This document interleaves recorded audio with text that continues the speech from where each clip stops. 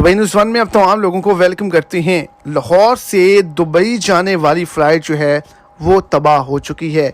मुकम्मल तौर पर जितने भी अफराद इसके अंदर मौजूद थे वो तमाम के तमाम हलाकत का शिकार हुए हैं। करीबन 320 अफराद थे जो पाकिस्तान से दुबई का सफ़र कर रहे थे।